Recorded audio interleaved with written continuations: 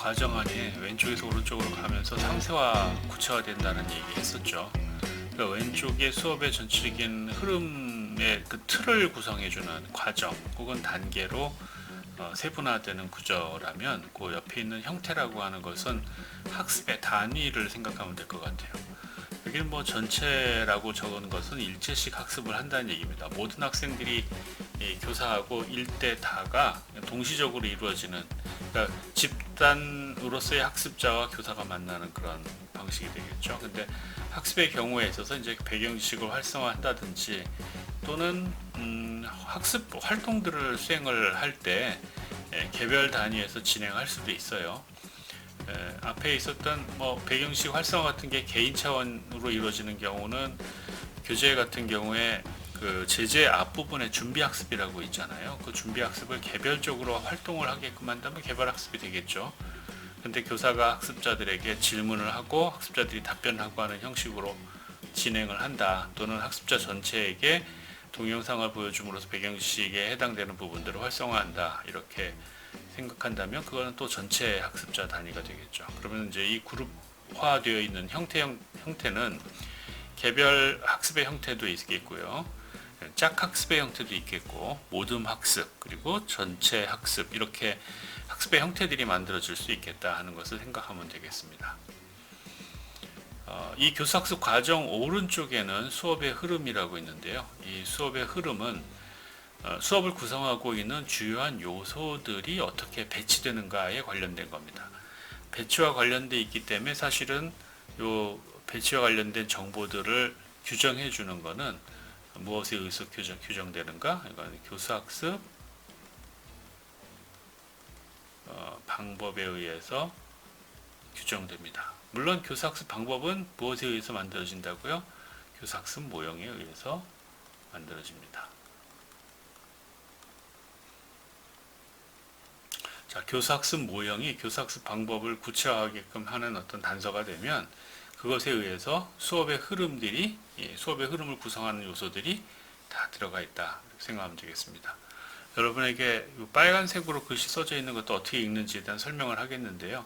도입과 전개와 정리에 각각 이 전체에 대한 안내 부분에 글이 들어가 있어요. 그 안내에 대한 글들을 여러분들이 읽고 이 단계에서 이 단계가 가지고 있는 의미가 무엇이구나, 여기서 어떤 그 항목과 요소들을 기술을 하면 되겠구나, 어떻게 선택하면 되겠구나에 관련된 정보들 앞에 설명한 것들이죠. 그게 있어요. 그러니까 그 내용들을 여러분들이 찾아서 적으면 되겠습니다. 그리고 중학교는 45분, 고등학교는 50분이라는 건 뭐 이미 여러분에게 얘기했으니까 기억할 거고요. 그 다음에 도입 부분에는 필수 요소처럼 들어가는 거 있다고 여러분에게 설명한 적이 있기 때문에 여러분들 기억할 거라고 생각하는데요. 뭐가 있죠? 우리 앞에서 수업 설계 전에 국어과 수업에 대한 이해 얘기할 때 여러분에게 이미 설명을 했었던 건데요. 예, 처음에 시작이 되면 첫인사를 한다고 했었잖아요. 예, 첫인사 뭐하고 대응돼요? 끝인사하고 대응되죠.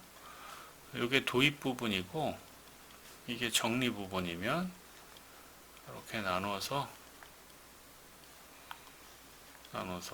첫인사, 끝인사 대응됩니다.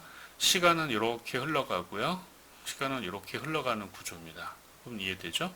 첫인사를 하고 난 다음에 뭐 여러 가지 부분들, 뭐 수업을 위한 준비 뭐 같은 것들이 여기서 이제 포함되겠고요. 일반적으로 그 다음 들어가는 것이 배경지식 활성화입니다. 배경식에 들어가는 거는 뭐 전시학습도 있겠고요. 앞 시간에 뭐 배웠느냐 하는 겁니다. 단원학습에서 되게 중요한 의미를 갖고 있어요. 앞에서 배운 건 아니지만 또는 학교에서 배운 건 아니지만 경험에 의해서 배울 수도 있잖아요. 그러니까 그런 경우는 선행학습이라고 얘기합니다. 그 선행학습 내용 확인을 할 수도 있겠고요. 그 다음에 이미 이제 세상 살다 보면 알게 되는 수많은 잡다한 지식들이 있어요. 세상사 지식이라고 얘기합니다. 우리말로 적으니까 좀 이상한데요. 월드 날리지라고 얘기하는 겁니다. 아이고. 월드 날리지라고 얘기하는 거고요. K가 K처럼 안 보이네요. 예. 그 다음에 앞 시간에 이번 시간 학습을 위해서 과제를 내줄 수 있죠. 그러면 과제는 새로운 학습을 교사 없이 단독적으로 한다는 의미는 아니에요. 일반적으로 과제 두 가지 기능이 있다고 여러분이 설명했습니다. 하나는 해당 차시 학습의 보충을 위해서 과제를 내주는 경우가 있어요. 그러면 그 과제 점검은 언제까지 하냐면요. 차시 학습 시작하기 전까지 과제 점검 해줘야 됩니다. 왜냐하면 앞 시간을 보충하는 기능을 갖고 있으니까 앞 시간에 붙어 있어야 되잖아요. 반면에 이게 다음 시간에 학습을 위해서 미리 준비하게끔 할 수 있죠. 그렇죠? 준비물을 갖춰오게끔 하는 거랑 비슷한 겁니다. 그러면 과제 점검을 할 때 이번 시간, 전 시간이 아니라 이번 시간 학습을 위해서 필요한 배경 지식을 활성화할 수 있게끔 하잖아요. 이런 것들이 다 배경 지식 활성화라고 하는 부분하고 연결되어 있거나 또는 그 배경 지식 활성화의 하위 범주처럼 들어가 있는 거예요. 그러면 수업의 정리 단계에서는 이게 이번 시간을 위한 필요한 지식들을 활성화하는 거라면 수업 끝날 때는 다음 시간을 위한 것 또는 이번 시간 정리하기 위한 것, 뭐 이게 필요할 거 아니겠어요. 그래서 과제 제시가 그다음 필요하게 되는 겁니다. 배경식 활성화하고 난 다음에 또 다른 여러 가지 요소들이 있을 수는 있습니다만 아주 주요한 요소는 학습 목표가 들어간다 그랬었죠. 학습 목표에서는 학습 목표를 같이 확인을 하고 학습 목표와 관련된 간단한 이해 학습들을 하게 됩니다. 정리 부분 가면은 이 학습 목표 도달했는지를 점검하겠죠. 이거를 뭐라고 얘기한다 그랬어요?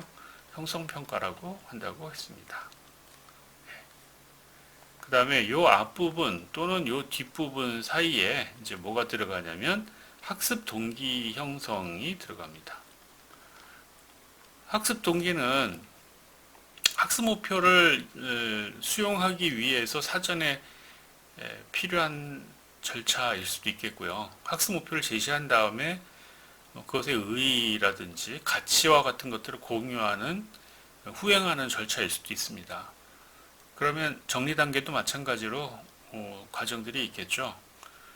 학습 동기 형성에 대응하는 짝에 있는 거는 그쵸. 수업의 그 참여에 관련돼서 격려를 해주는 학습에 대한 격려를 해주는 단계가 있는 겁니다. 이건 동기를 형성하고 성취에 대해서 격려를 해주게 되는 거죠. 물론 도달했는지 여부는 형성평가에서 확인이 되고 형성평가를 통해서 부족해요? 그러면은 부록이 아닙니다. 부족입니다. 부족합니까? 그러면은 보충을 해야 되겠네요. 그렇죠? 혹시 학습을 더 하고 싶습니까? 그러면은 심화를 해야 되겠죠. 그렇죠? 예. 아니면 뭘 한다고요? 다음 시간을 위한 준비를 해야 될 거 아니겠어요? 이런 것들이 과제 제시로 연결되는 거예요. 일단 형성평가를 해서 다 좋은 결과치, 즉 완전 학습을 했다는 걸 확인하고 난 다음에 격려하는 것 그럴듯해 보이긴 하지만 전개 부분에서 학습을 목표까지 도달을 했을 거라고 생각을 하면서 학습을 하잖아요. 그것만으로도 일단 격려를 받을 만한 자격을 가지고 있다고 봐야 되겠죠. 그리고 난 다음에 학습평가를 하고 부족한 부분 또는 이제 심화할 부분, 다음 시간 준비할 부분들에 대해서 공부를 한다. 이렇게 되는 과정으로 있겠죠. 한 가지 학습의 요소들이 더 있어요. 수업의 요소가. 뭐냐면 수업의 흐름 안내가 있습니다. 그러면은 수업의 흐름 안내와 대응되는 것은 학습 과정을 정리하는 거죠. 지금까지 어떤 학습을 진행해 왔습니다. 앞으로 어떤 학습을 어떤 단계를 통해서 거쳐가면 학습 목표에 도달하게 될 것입니다. 이게 각각의 역할이잖아요. 그렇죠? 그리고 난 다음에 전개 부분인 거죠. 수업은 첫인사, 배경식 활성화, 학습 목표 제시, 학습 동기 형성, 수업의 흐름 안내, 전개에 가서 핵심적인 학습활동 1, 핵심적인 학습활동 2, 핵심적인 학습활동 3 정도 해서 3분의 학습활동을 하게 되면 이제 목표에 도달할 수 있을 거라고 기대되는 그런 목표점 활동들, 행위들이 이제 일어나게 되는 겁니다. 그리고 난 다음에 학습 과정을 정리하고 학생들에 대해서 수업을 열심히 했던 거에 대해서 격려를 해주고 형성평가를 통해서 부족한 부분들 또는 심화할 부분들 또는 다 차시 준비할 부분들을 추출해내고 그래서 과제 제시한 다음에 끝인사라고 정리하는 구조입니다. 여기에 보면 학습 목표 한번 얘기했고 학습 목표 또 한번 얘기합니다. 형성평가할 때 학습 목표 얘기합니다. 여기 안 적었지만 여러분들 기억을 해줘야 됩니다. 그리고 학습 목표는 3번 정도 수업 중에 반복한다 그랬죠.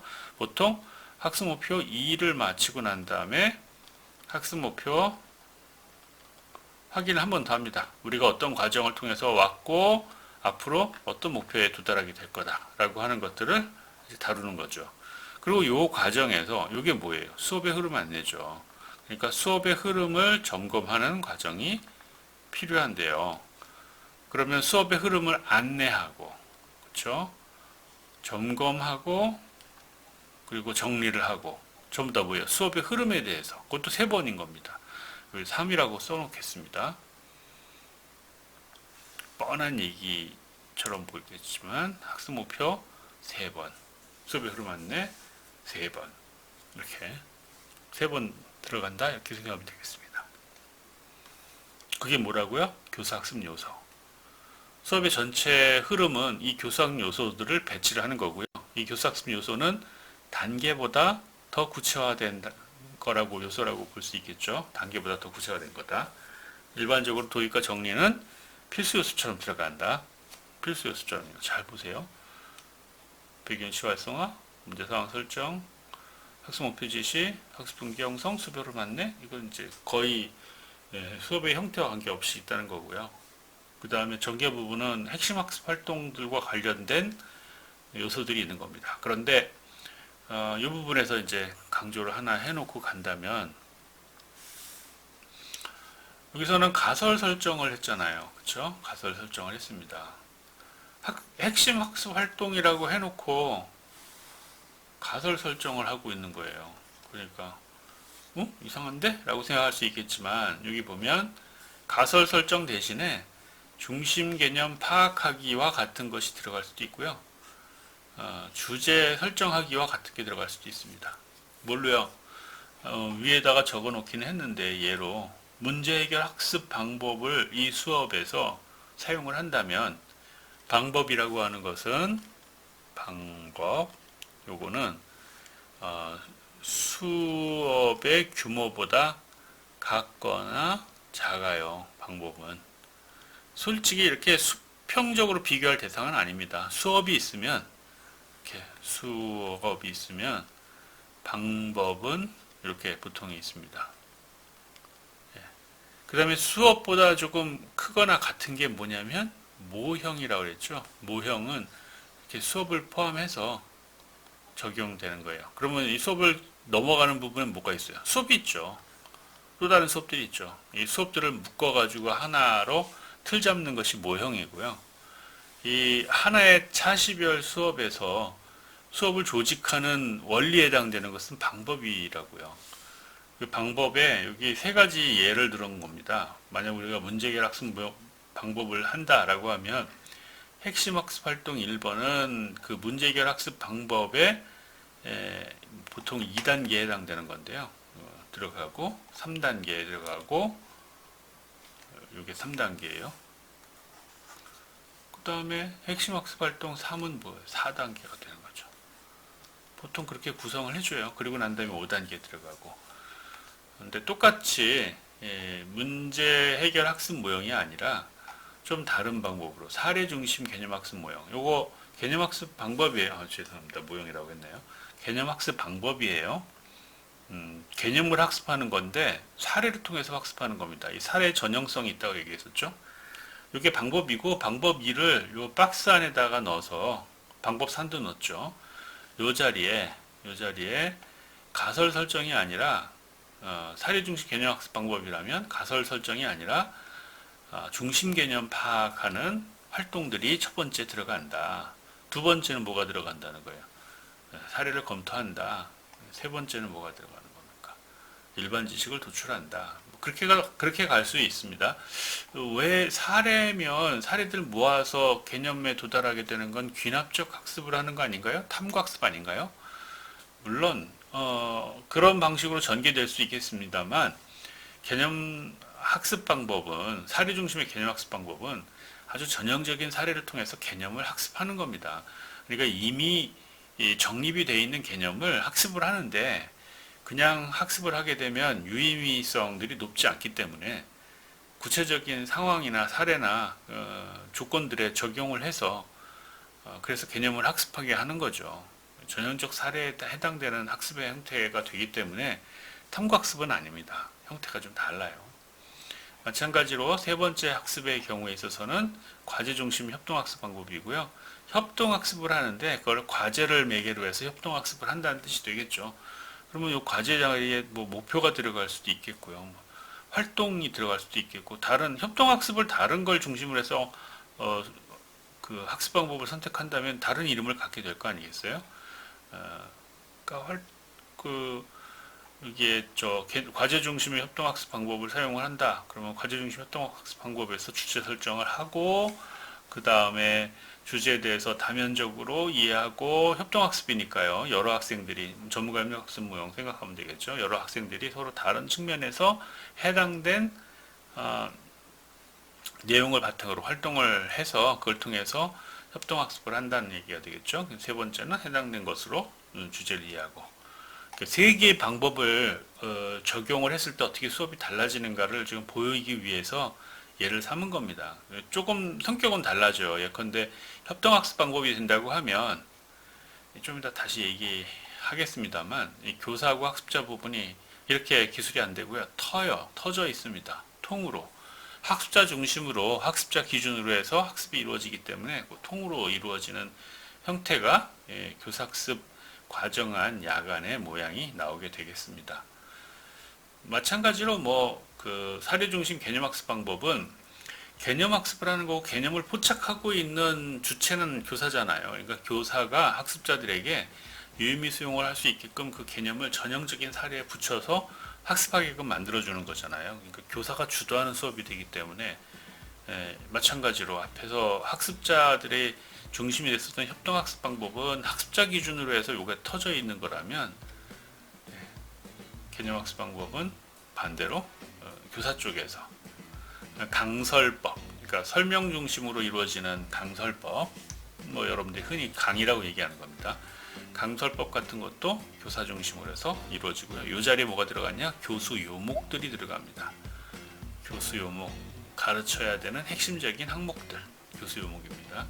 영어로 실라버스라고 얘기하는 거예요. 그게 들어간다 하는 뜻이 되겠습니다. 다시 돌아와서 우리가 이제 전개 단계에서, 여기는 이제 과정이란 말을 썼습니다. 보통은 단계란 말을 써서 하니까요. 전개 단계에서 수업의 흐름을 이루고 있는 것은 활동 1, 활동 2, 활동 3 같은 건데, 무조건 활동 1, 활동 2, 활동 4가 되는 건 아니고요. 그 활동의 성격들을 여기다가 보통 적어준다는 거예요. 그랬을 때 그 활동의 성격이 여기서 예를 들고 있는 그런 수업의 유형들에 따라서 조금씩 달라진다 하는 점들을, 미안합니다. 이게 지금 왔다 갔다 해서 여러분 헷갈리죠? 다시 좀 내려가겠습니다. 제가 강의하면서 지금 찾지를 못해가지고 딴 데 가가지고 헤맸어요. 문제 해결 학습 방법, 사례 중심 개념 학습 방법, 또는 과제 중심 협동 학습 방법에 따라서 활동 1, 활동 2, 활동 3이 이름이 달라지는구나, 이렇게 생각하면 되겠습니다. 그리고 난 다음에 정리해 가서 정리에 해당되는 또 필수 요소들이 있잖아요. 앞에서 봤었던 것 같은 그 필수 요소를 집어넣어서 수업을 구성해 주면 되겠습니다. 이제 두 번째 있는 수업의 흐름에 관련된 부분 이해가 되셨죠? 그러면 여기까지 두 번째 강의를 마치고요. 세 번째 강의에서 교수학습 활동 부분, 교수학습 활동은 원래 다음 시간의 그 내용인데요. 우리가 시간이 좀 부족한 상황이 됐기 때문에 표현상으로는 다음 시간이라고 얘기하고요. 그 다음 항목을 따로 잡아가지고 여러분하고 공부를 좀 해보도록 하겠습니다. 오늘 여기까지 진행을 하고 계속 이어서 다음 수업을 여러분 들어주시기 바랍니다.